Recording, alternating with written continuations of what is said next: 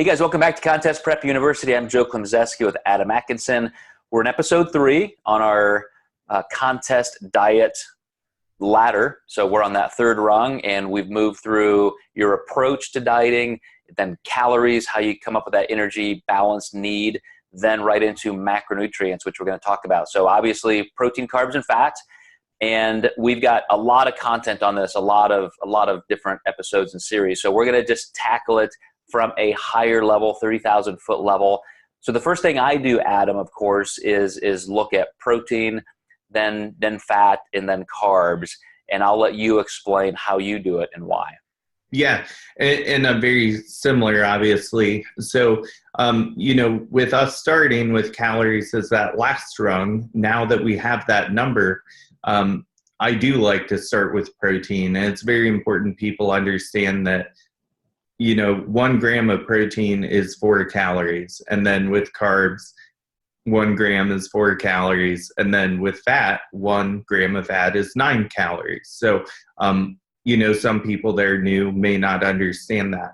But when you look at the RDA levels on protein, which are not as high as what you might think typical bodybuilding standards are, I do like to start with protein and then also looking at that person's body type. If they're an ectomorph, they're going to need more amino acids coming in to sustain muscle tissue. But if they're an endomorph and they lose body weight very slow, we can pull that back a little bit because they're just going to have a harder time losing weight. They're just not going to need as much protein as somebody with a faster metabolism. And then you move to fats, which one of the reasons I do like to keep fats low because it's one of the least thermic macronutrients available. And one of the reasons I might put it higher is just for flexibility.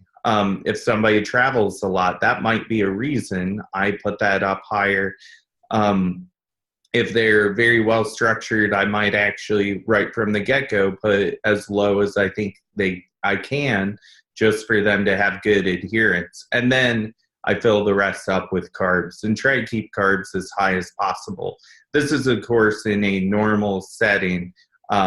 Not somebody with like insulin sensitivity issues or anything like that, but just a really general approach. Right. And guys, definitely go back to some of our earlier videos on these individual macronutrients. But as a quick overview, Adam mentioned the RDA of protein, 0.8 grams of protein per kilogram body weight. All the research science agencies agree that around 2 times that is more appropriate for most people. Really creates a solid ceiling for protein needs. But when you add in the variables of training hard, trying to be anabolic, dieting, up to 3 times has been shown to be a little bit safer buffer. But in most studies, it doesn't even show that's necessary. Very little, if any, result is more appropriate for 3 times than 2. So run those numbers because it would mean that a guy like me at 180 pounds really only needs about 120 grams of protein per day, a far cry from what people think.